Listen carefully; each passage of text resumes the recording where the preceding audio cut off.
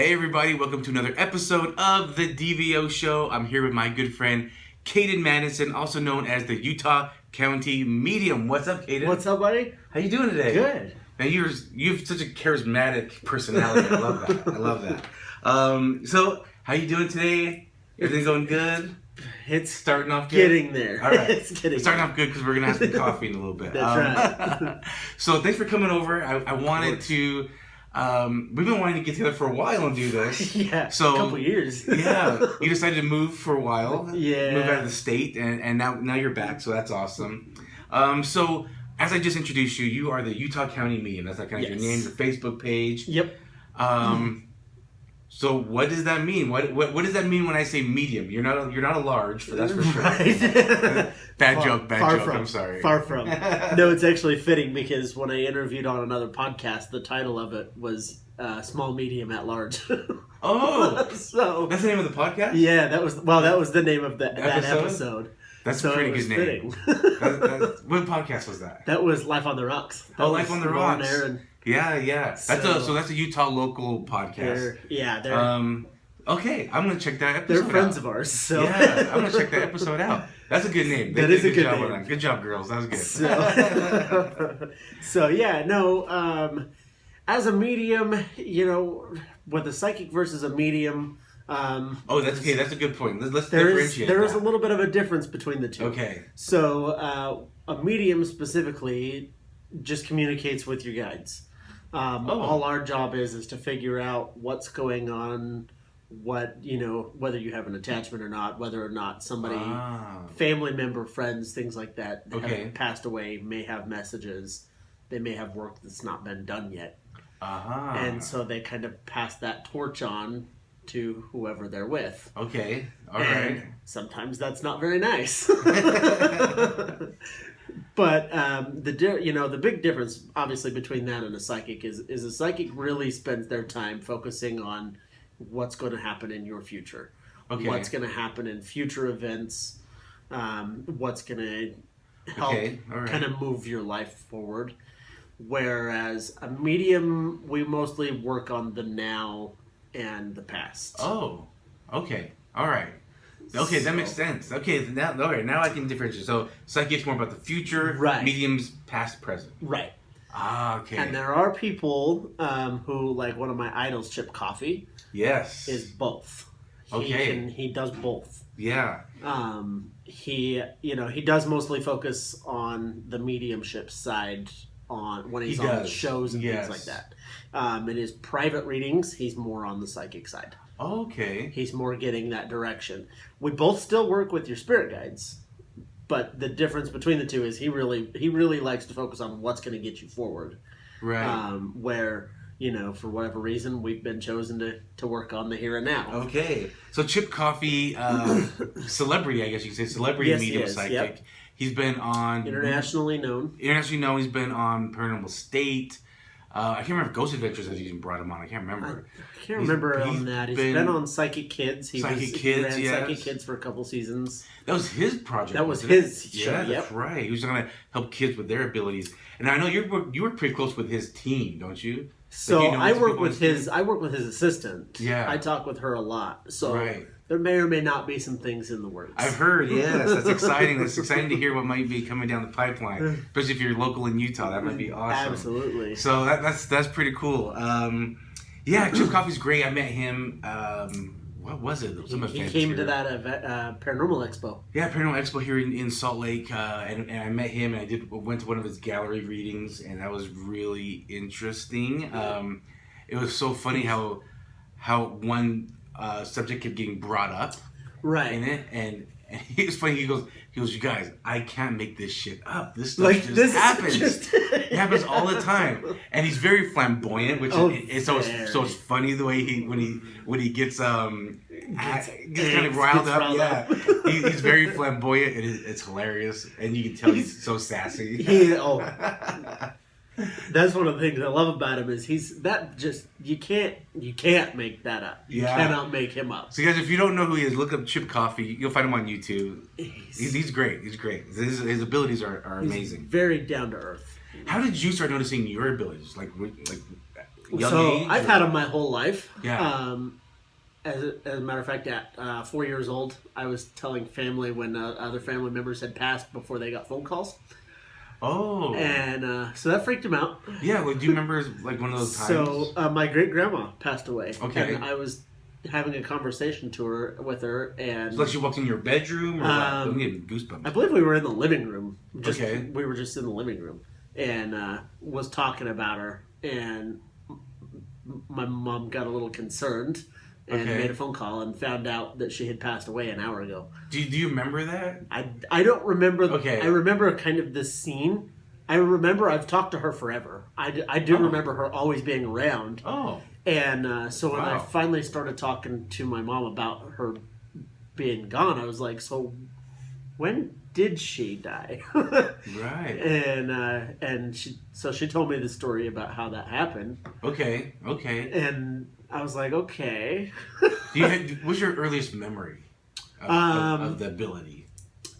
Honestly, after that, I shut it down for quite a while. Okay. So out of fear? Kind of. Out of being told we don't talk about that in this household. Oh, okay. Influenced by family. Right. All right. So at about, I want to say 12 is when it came back. Okay. And it was not really anything I was pursuing at the time. It was just I happened to see somebody that was no longer living. And got really confused. And so you knew they had passed. So and then you saw them. I didn't know they had passed. Oh, okay. So I thought I was talking to somebody who had come in, and like in your room, or just into the house, into the house, and they were like, "Who are you talking to?" Oh, to the point that I went to a psychologist. Okay, and they were like, this kind of thing doesn't happen. And did I kind of turn it on at that point? And yeah, I guess it was always on, but you kind of were after that it. I was like, so I didn't really talk about it for a couple of years because I was like, okay, well, I know that it's happening. All right. I'm having conversations. I know they're existing, but I'm not telling other people about it. Okay. And then my grandpa passed away in 2013, in October of 13. Okay. Of 2003, not 2013, 2003. And he became, and he's still now, one of my primary guides. Okay. And so when he passed away, then it became, do you see Grandpa? Wow. Do you see Grandpa? Is he around still? And then it became, okay, well, what about Great Grandma? Do you see her still? Interesting. And so I didn't really talk about it a whole lot. I still kind of kept it quiet. Okay. And then it was in 2013 that I really opened up and just let it go. And I was just like, if you don't like it, that's just too bad. Because if I keep this quiet anymore, I'm gonna get admitted. Right. Because I'm talking to all these people and nobody can know about it. So. 2013, we had an experience in the house where it finally, in my eyes, it was okay to finally say something. All right. Where I saw my first demonic entity. Oh.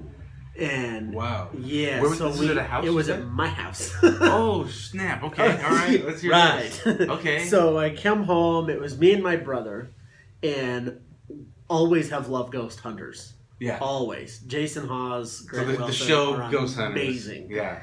So we're watching that. Okay. And a light turned itself on, and then a door slammed shut. In your house? In the house. Was your brother there? Like 10 feet away from us. So it's you and your brother. So, right. And so sorry. Before this, what did your brother think about these abilities? He didn't know until that happened. Oh, okay. Yeah. So yeah, he had because no he watched idea. the show, did he already kind of believe in ghosts and things? So yeah. Okay. So yeah. So that happens. So we went and bought so we were talking about it because we were like, dude, we're watching the show and now this is happening in the house. Yeah. Right. So we go to the store, we go to Walmart, buy a voice recorder because what does any other investigator do? Right. So we come home, set the voice recorder up on the entertainment center, and we're like, yes, we're going to become investigators. So we start asking questions, start kind of doing the initial EVP game of, I'm Kaden, this is Tyler. Okay. Right. So it gets to the point where we say, if you're here, because you've obviously done these things, so if you're here, let us know. And then I saw this demonic thing sitting in a rocking chair that we had in the corner of the living room. Oh, wow. And, still to this day, I can see it, here we are years later. Right. And I can still see that thing ingrained in my brain. Your brother didn't see it. He didn't see it. And I lost it when he told me he didn't see it. To the point that I almost can't even describe. He vanished for a minute. He just ran to his room, your brother? No, he just ran upstairs. So we had a 3-level house. Okay. And so the living room was kind of down on the split level. Oh. And he ran up the stairs. He was like, I'm out of here. I'm not going to watch this. And so I kind of was like, okay, we're going to be right back. I don't know what to do with that. Yeah. So, did your brother see rocking back and forth? You just saw it kind of move a little bit? Oh, no. When I say that thing rocked backwards. Yeah, okay. That chair didn't barely move. Okay. Just a little bit. And it rocked over backwards into the wall. Okay. Because I'm trying to grasp that. So, your brother can't physically see something. You can. He can't. But he does see the chair moving like you see the chair moving. Yes. Okay. Yep. Just trying to grasp all that. Okay. Yeah, awesome, so he saw the chair do exactly what I saw. Okay. And he bolted. Okay. And so we shut the recorder off, left the house. We went to the library because we didn't have a computer at home. Yeah. And I got online, was trying to do a bunch of research because I'm like, I don't even know what to say that is if I was to tell anybody. Wow. And so I found a team in Salt Lake. Okay. And I don't think they're in existence anymore. I'd have to look them up. But on that team was another medium. Okay. And so I sent him a message really quick, and I was like, I have a huge problem. I'm like, this is going on in my house. This is what I saw. What do I do with it? How do I fix this problem? And I got a message back. Okay. Pretty quick. 10 minutes later. We were still doing research. And I was like, okay, before we leave, I'm going to check the email. So I get a response back from her, and she says, look, okay, first of all, because it's your mom's house, we're going to have her permission to investigate it. Okay. So you're going to have to talk to her about that. I'm like, oh great. Yeah. And second of all, I need to tell you that I believe you're a medium. And the reason I kind of gathered that is you saw it and he didn't. Okay. This is some things to look up. This is some things to really understand if that's the case. Right. Kind of do these tests, and if it comes out that that's really where things are at, you really are equipped to handle this, and I can tell you how. Interesting. And I was like, oh no. Oh no. Basically, she's being like, I'm not coming. And it ended up being okay. I ended up doing what I do now, which is just an energy cleansing, which is wonderful. Okay. But after I got that email, I said, okay, now we need to go talk to Mom. And she's the one who also told you we don't see these things. Okay. Right. So, by this time, I'm 18. I'm old enough to tell her what's going on. All right. And so I'm like, so we go to work, and I shut her door in her office, which we never do. And so immediately she was like, oh, crap, what's wrong? Right. It's a mom, right? It's mom. Right. So I said, look, we need to talk. I'm like, we got two big things going on right now, and you got to understand what's happening. Okay. And I said, so first things first, I am a medium. I talk to dead people. And number two, there's a demon in your house. Wow. How did Mom take all that? Did she brush you off, laugh? She kind of was. She kind of did that, like, what? That's good. I was like, no, I get it, though. It makes perfect sense. Okay. It was kind of like that, huh? And I'm like, no, but for real. This is what's going on. And she goes, well, how do you know? And I said, well, the doors downstairs are shutting themselves. Wow. And she was like, oh. I thought I was the only one that ever saw that. Oh. We don't. Whoa. Twist to the story here. Mom's had some experiences as well. And so she was like, okay, well, here's the deal. And at the time, she was married to my now ex-stepdad. Okay. And she was like, we don't tell Steve about any of this. Okay. So did your mom believe in spirits and ghosts? Kind of, to a point, I think. Okay. She never really vocalized it until recently. Oh, okay. All right. But yeah, I think even then she kind of did. Maybe she didn't want to, or maybe she wanted to ignore it. Maybe it just was. Yeah, it was one of those where taboo. It was hush hush. Yeah. Okay. All right. So yeah, so we went home, did an energy cleansing. All right. First time I ever did one. And what does that mean? Well, there's different levels. Oh, okay. There's different classes of energy cleansings. So what I do is I will call in whoever the spirit guides are. Generally, if I'm doing like my own stuff, I'll just call in my guides. Okay. And they'll help with it. If it's, say, your house, I'll call in my side, but I'll also call in yours. Oh, okay. And your side's gonna be awesome. Okay. Because my side, they can pull on some pretty awesome stuff. Right. But your side's defending you. Sure. So they're going to be much stronger. Yeah. Okay. It's kind of like your little army behind you. Right. Okay. And when you're not doing okay, or if you were in danger, they kind of come to bat. Okay. All right. So you're 18, and you already noticed you have guides? Yep. Or you've kind of known, or... So by that point, my grandpa had been gone for 10 years. Okay. And so I'd already been working with him a little bit. All right. And every chance he got to be poking the bear, he'd say, hey, by the way, you can do this. Okay. And so I was already working with him a little bit, and I had done my first energy ball with him. Okay. Which is exactly what it sounds like. All right. You just create an energy orb in your hand. I've done a couple. It's been a while, but I've done a couple where we actually photographed it, where you could see the little orb in a picture. Is it like what people refer to as like their chi? Yes. Chi? Okay. Yep. Chi energy. Yeah. Okay. So you did this in your house. Yep. Created that, and I did.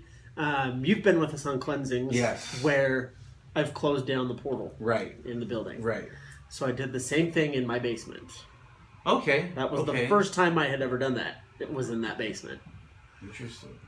And then I had some more questions for the girl. Yeah. So do you think this is where the demon came through? With the portal, so just randomly opened, it came through, and was like, "Hey, I'm gonna chill here in this chair." Right. Okay. So it definitely came through the portal. The house at that point was only 5-6 years old. I mean, it was a brand new house. Yeah. So there shouldn't be much going on to. Right. Okay. Yeah. So it was property related, but yeah, portal had created, and we went. I just went in and closed it. Wow. And closing that's hard to put into words. So closing a portal is kind of similar to closing a door. Okay. But then you're taking the saran wrap off the door and rolling it up into a ball and discarding it.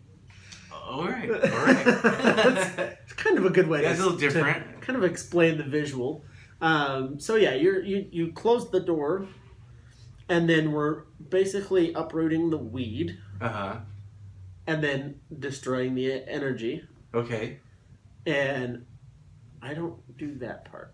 All right. I let the other side take care of that part. Oh, okay. So they'll destroy it, and then we'll release the energy, convert the energy back into positive energy. All right. And then release it back out. Okay. So you did that with this portal. I did. Now, do you see portals? Do you just feel them? I see. It depends on the portal. So the one that we did, we've talked about it publicly now. We can actually say his name, but the one that we did at Cleave's house, that took up his whole basement. I saw that one. Interesting. Do you see spirits coming in and out of it? Yeah. Wow. Yeah. And they don't open the door like we do here. Right. They just kind of go through it.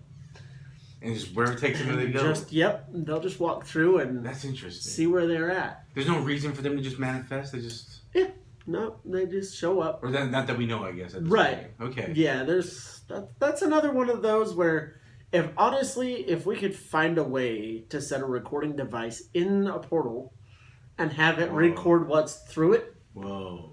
That'd be crazy. That would be insane. Yeah. Okay. Because I want to know where they're coming from. Because I know a lot of psychics, mediums talk about these portals and that spirits come and go through them, and it's not necessarily they're bad or evil or good. Not necessarily. They just happen. do that. Yeah. Okay. Okay. So you can see them at certain levels, or can't, but you kind of feel the energies. Spirits are kind of traveling through them. How did you get rid of this demonic force in your house? So you closed the portal. So we pushed it back through the portal. Oh, okay. Yeah, so we pushed it back through the portal. Was it resisting? Oh, all the way. Every step. Every step. Were you scared? Like, you were going to attack you, or? Not until I finished. Oh, okay. When I first got back, I was more pissed off than anything that it actually scared me out of my house. Okay. And so you were ready to fight pretty much. I was ready to brawl with something that nobody else could see. Yeah. Wow. And and I didn't know what it was capable of. Yeah. If I knew then what I knew now about the capability of those, I probably would have been terrified. All right. There have been some pretty nasty ones. So now, at this point, you've now, I can say, you welcomed this gift. Oh, absolutely. And said, okay, this is who I am. You got back to that meeting and said, okay, tell me what I got going on with me. Yep, absolutely. Did she kind of help guide you a little bit? Or? She gave me some kind of information. Okay. And set me up with friends that I now still talk to. Okay. So I've got a friend that used to live in Baltimore. Now she lives in Australia. Oh, okay. So I started doing a show with her. I did an actual radio show, just an internet radio show with her. Oh, okay. Back in 2013, 2014.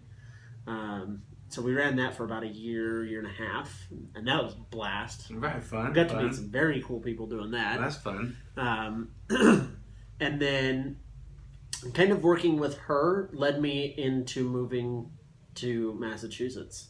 Oh, wow. Okay. So, actually, I've got my time frame backwards.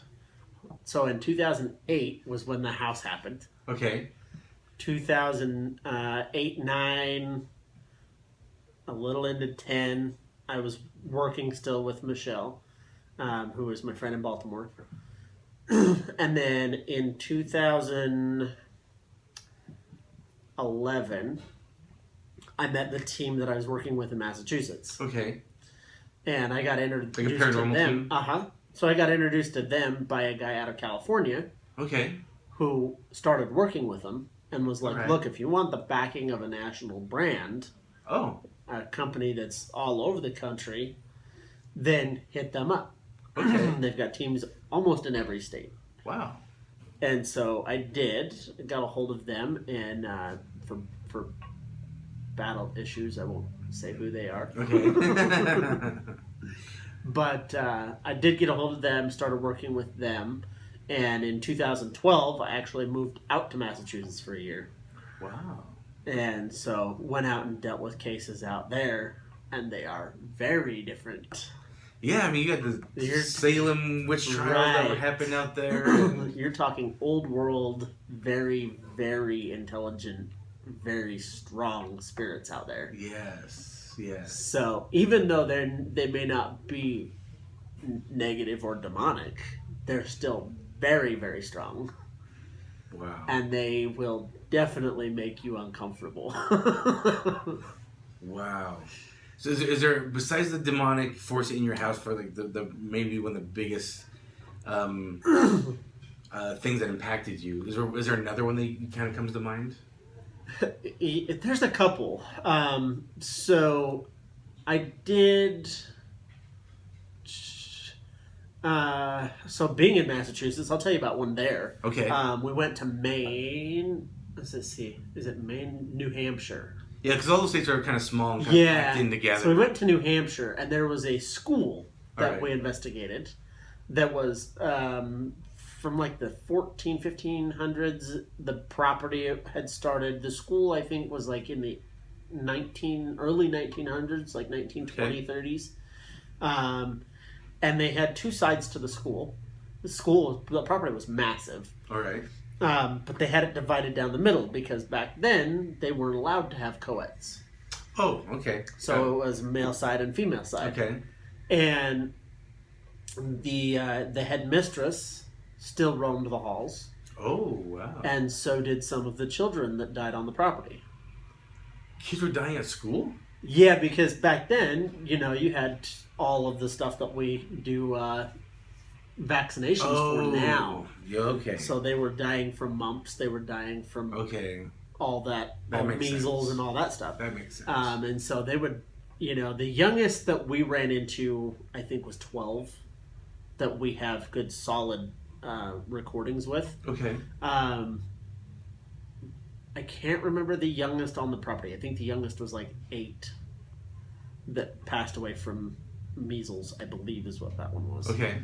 But we were there on an investigation, and we had, we called her Loki, the spirit-sniffing dog.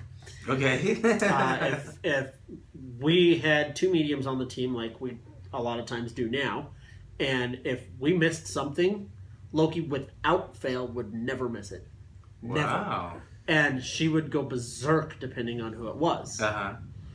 While we were in the school and we were getting ready to investigate, we hadn't even started investigating yet. Like, we hadn't even broken out tools or nothing. We were just walking in. All right. Well, back then, no dogs were allowed. Oh. So the headmistress came down the stairs. Are you seeing this?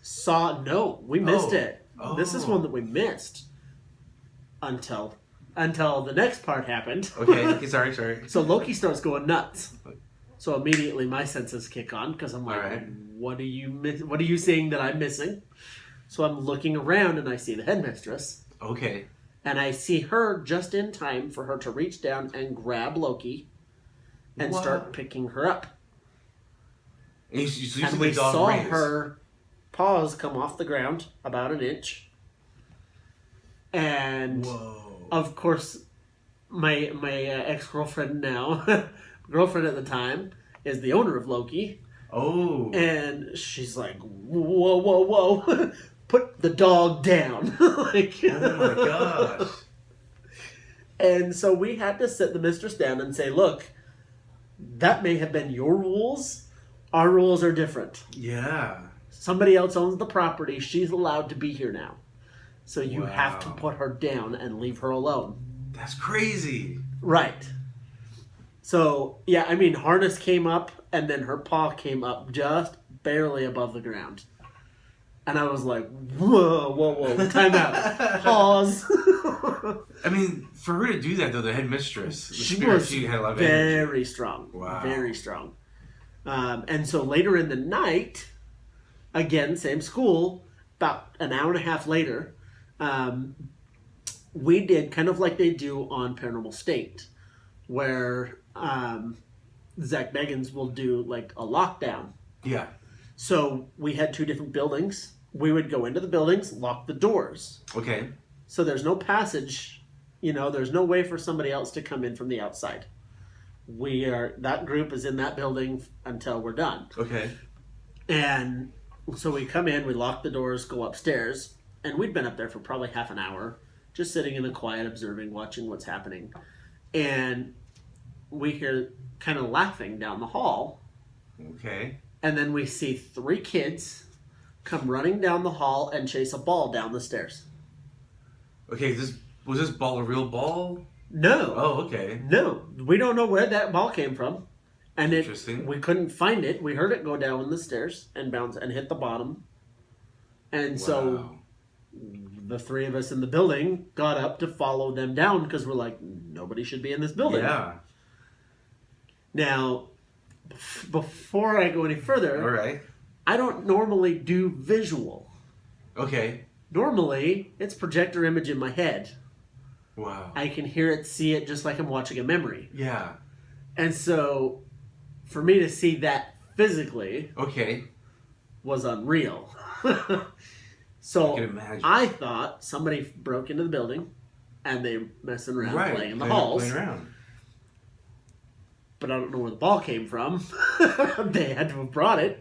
Wow. And so we go to the basement, or, go down to the main level, and we search the halls, search all the doors. Okay. Can't find them. So immediately, I knew what happened. Yeah. But everybody else is still going, who's here? Yeah. So we did the debunking thing. We get on the radios, we call up, say, anybody come into the building? Does anybody have the keys? And who the heck brought 3 teenage kids? Right. And of course, everybody was like, we'll be right over. What are you talking about? So we knew that they were still investigating.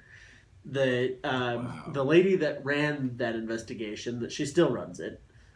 It's at the Parsonfield Seminary building, if you want to look that up. All right. It's an interesting place. Okay. She comes in and she was like, what are you talking about? There's not supposed to be kids here. Wow. And we're like, we know. That's why we're asking what happened. Yeah. And so she sat there and investigated with us for a little while. Interesting. And we heard the voices a second time down on the main level, down below us. So we go down to investigate, and of course, it's just voices again. So we're sitting down there, and she goes, okay, this may have been your school, but it's not anymore. Yeah. And children aren't allowed here when I'm here. So get out. So you need to go home. That's funny. And we didn't hear them the rest of the night. Wow. Okay. And I had to be like, okay, so you don't look at all like the headmistress, but you sure as heck seem like her. Yeah. Do you think that spirits, some of them have an awareness of what's happened, some are clueless? Very much so. Okay. Very much so. So that's the difference between residual versus intelligent. Okay. Residual spirits have no idea that you exist. Not a clue. Okay. So they're just going through their day-to-day. They're just going back through the same routines. Wow. They got on such a routine that when they died, their cognitive kicked in and said, hey, we still have a job to do at 7 a.m. Wow. And so they get stuck doing the same old repetitive stuff. Interesting. So they'll go to work, they'll go home, they'll, kind of, and go through the cycle. And then some are just aware, and they just know they're just... Some of them know what they're doing, some of them know where they are, and they're, comfortable in that home, or, there's some kind of a strong tie to wherever they are. Okay. And they can be tied to people.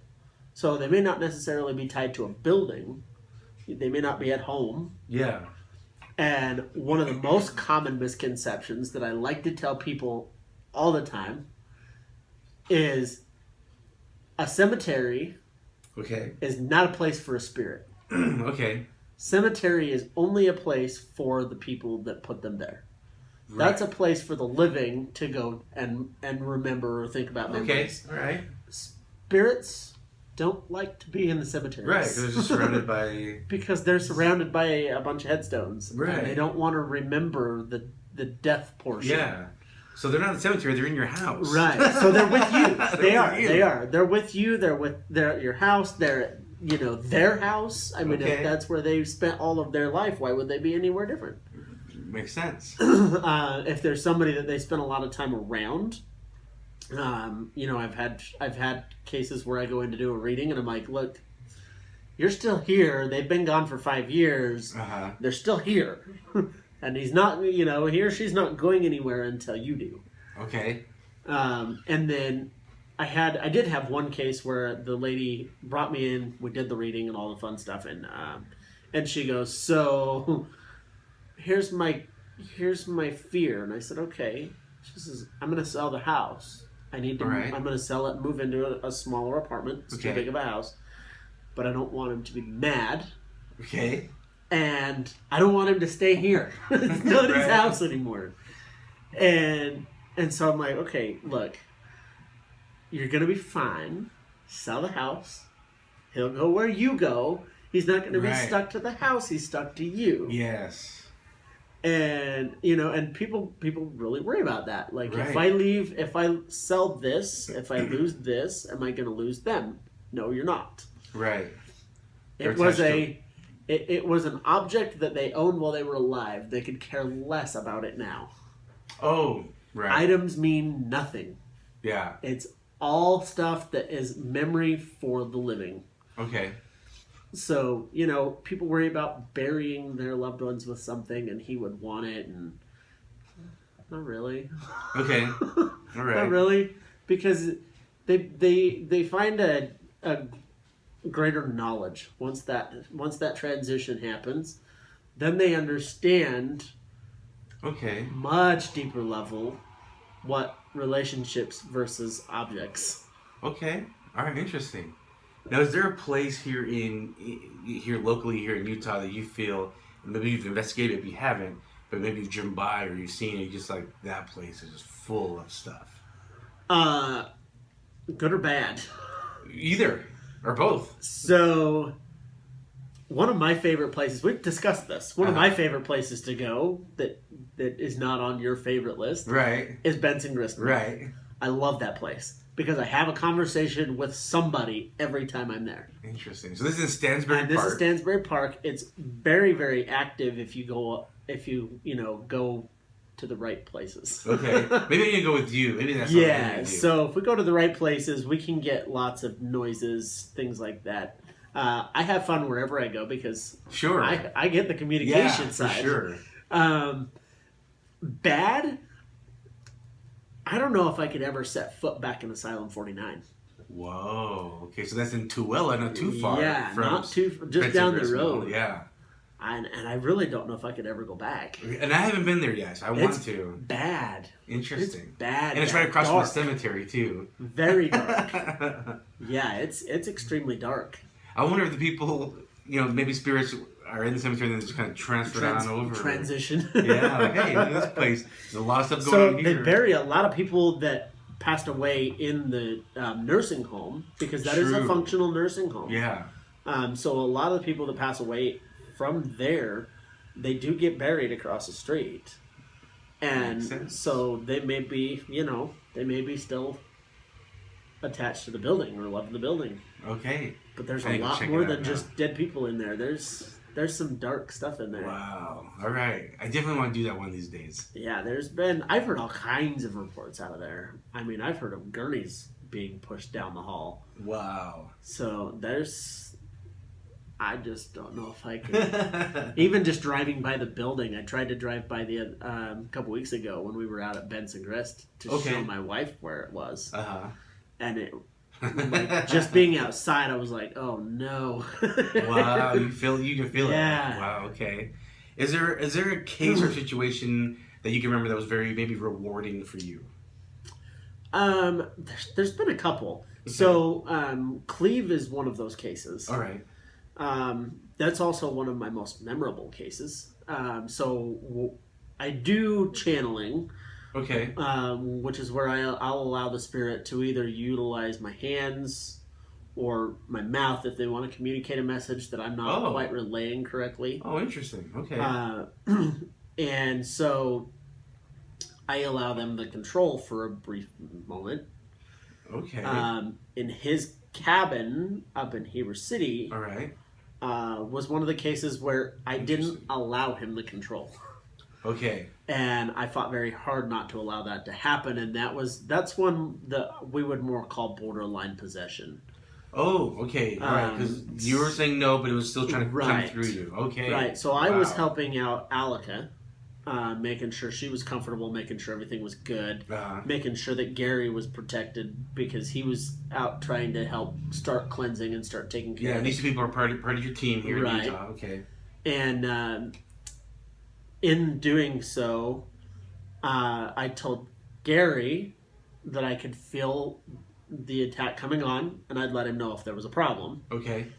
And at that point, I could see, all I saw, I didn't see, like generally I'll get a description. I'll kind of tell you what they look like. Okay. With him, all I saw was a dark shadow. I didn't even see him at all. Interesting. It was just a dark shadow. And I remember the fight. I don't remember the conversation back and forth with him, but I remember the fight for sure. And then I blanked out for like a solid 2 minutes. Whoa. And I guess while I was blanked out, like my hands were shaking and my body was all tensed up. Jeez. It's been the only time. That was the only time in, 20 years at that point that I had needed a priesthood blessing. Yeah. To let go of it. Right. Because I couldn't do it on my own. I was gone. Wow. And I was like, okay, that was when I lost the battle. Wow. And technically I didn't, because we still won. We got him out. We got the cabin cleansed and figured out what the problem was. But yeah, that was a big time attack. Wow. And I've had some pretty fun times at Family Tree. Okay, Family Tree Restaurant in Santa Quinn, Utah. Santa Quinn, yeah. Me too. there's been some really good times. So Paul Welch has been on from Paranormal Veracity. So if you guys remember that episode, Paranormal Veracity, and what he saw in the basement. Yes. And then I've also shared my experiences there as well. So you've had some pretty interesting experiences. I've been channeled there. Okay. By force. Oh, wow. Not by will. Was in the middle of a reading, and all of a sudden everything kind of just blanked out. And I remember that part. I remember looking around and kind of being like, uh-oh, everything just disappeared. And that never happens. And about the time I said that, and there's a recording of it. I'll have to have Tim send it to me. Okay. There's a recording of it. And about the time I say that, literally 30 seconds later, you hear Tim come upstairs, and you hear him go, "Everything okay?" And I don't remember him coming upstairs. Okay. So there's, again, a solid couple of minutes that I'm gone. Right. And I told him, no, everything's gone. I can't see anything. I can't hear anything anymore. And so he kind of sat there and was filling out the situation, kind of looking around. And he made the comment of, they want us alone. Okay. And you hear me in a tone that I've still yet to achieve. Oh, interesting. Say, yeah, we do. Whoa. That's creepy. And you hear Tim on the recording say, well, that's not going to happen, and you need to get out of Kaden right now. Wow. So you guys remember Tim, he was actually on the episode as well, on one of the episodes, with my brother, to just kind of share some ghost stories. So, so that's Tim cool. That he's talking about. Yeah, that Tim. That Tim. Wow. Yep. And then, just like that, lights back on, everything was fine. Oh, that's crazy. But, we've been there. I've been there on times where we've been in the banquet room in the back and start hearing pots banging and from the kitchen, footsteps and stuff in the kitchen. Yeah. And so, of course, we've got that place locked down when we're in there. Yes. So we go in thinking, well, okay, somebody came in with the key, and we walk in there and nobody. They don't see anybody. I see all the spirits that are running around trying to dodge us, but that's fascinating.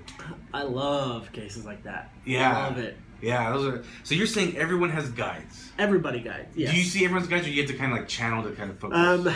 So, if we're looking around right now, there's probably 5 or 6 spirits. Okay, and we're in a coffee shop. In the room.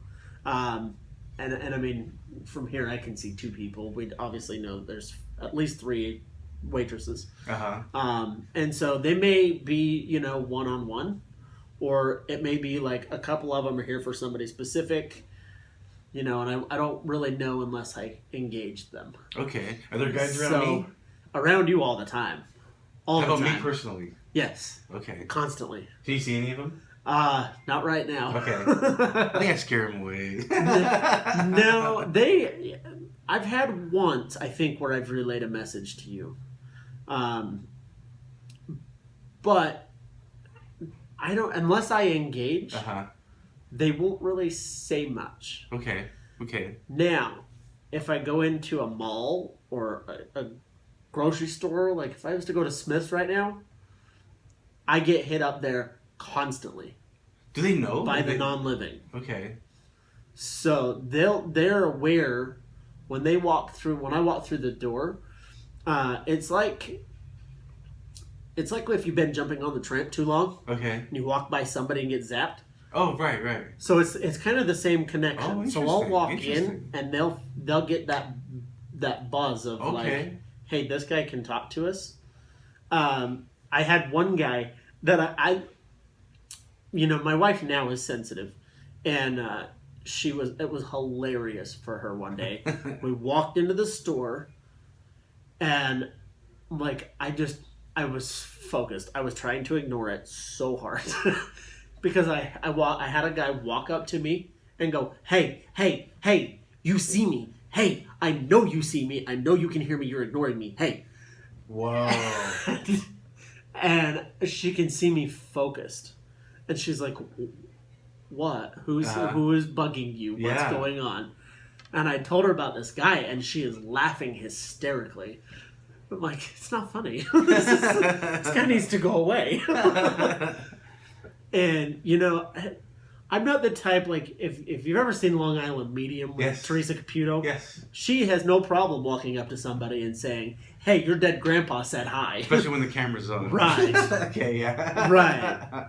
And I don't have the nerve to do that. Okay. I don't want to break somebody down into a puddle of tears in the middle of freaking Smith's. Sure, and they're just getting They're here to get their groceries. Yeah. They're not here to talk to their dead grandpa. Yeah. So I'll save it for later. If it's important enough, eventually I have had somebody that I didn't know. Okay. I was doing readings at that Paranormal Expo. And one of the customers that I saw at the store ended up being one of my clients. Oh, wow. She came up to get a reading, and I was like, oh, no. Oh, funny.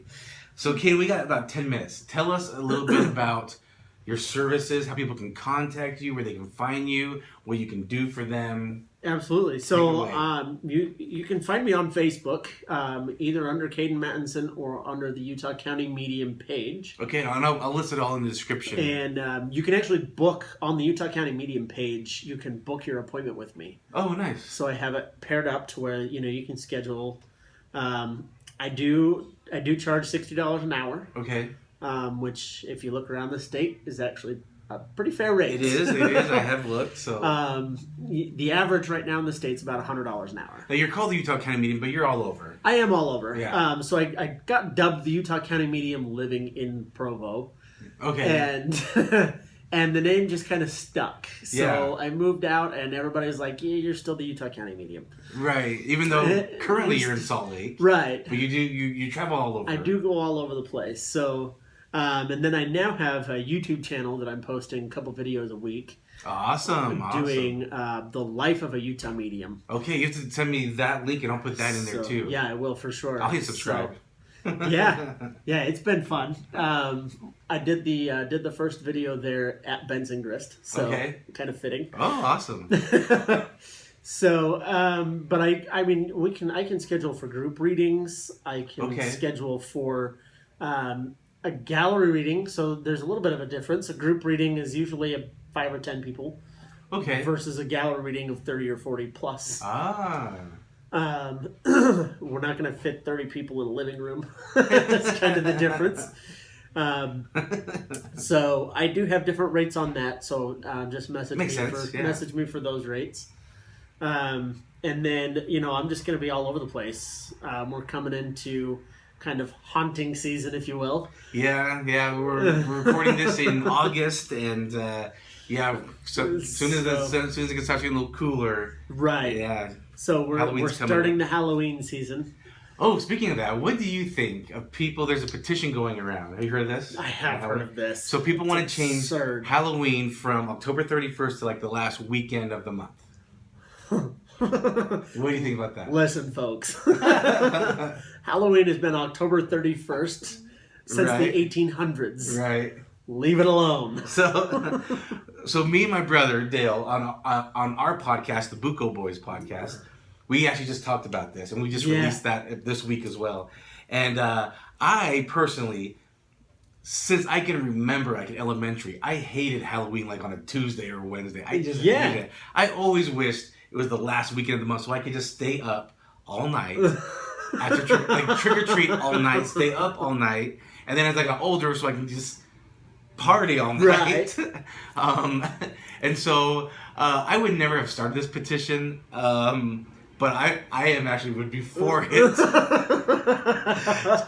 But it's not because it's not a convenience thing for me. It's just something I've always wanted. Right. But Dale, my brother, had a good compromise. Yeah. He goes, how about this?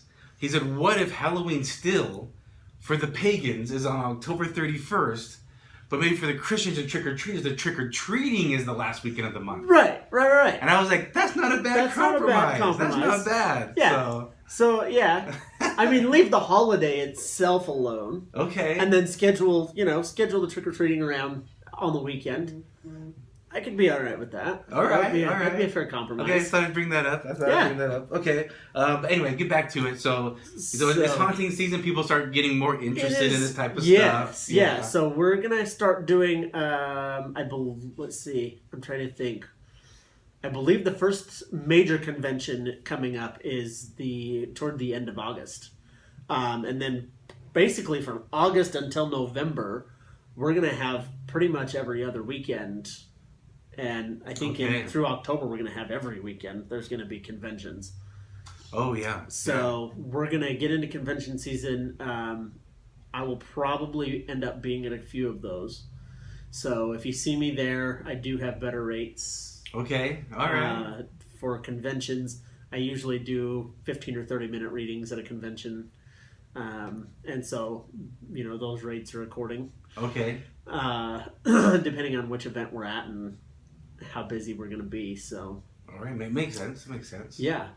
And then I'm actually looking to start a podcast. Awesome. So, I'll get the details of that posted up on the Facebook page once that's all in the works. Awesome. And looking at possibly going back into internet radio.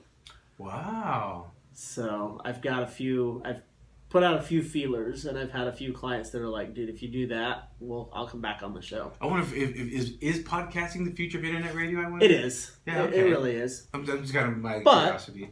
My thought is reach the general market. Exactly. So do a podcast, reach the podcast market, and then do the internet radio and reach them. And the YouTube channel. So, right. All right. Awesome. So you guys follow the Utah Medium on Facebook. What's the name of the YouTube channel? Is it the same thing? The Life of a Utah Medium. The Life of a Utah Medium YouTube channel. Follow there, and then reach out to him. Get your readings done. Check out what your guides have to tell you, because guides probably have special messages for us. And they're very personalized messages. It's not it's not the general "you're doing great, so keep it up." Okay. And like these guides, they're basically, are they always like family, friends, relatives? Not always. Okay. Not always. So I've had a couple, especially recently, where it's been specific guides. They sometimes won't even reveal their name. Oh, okay.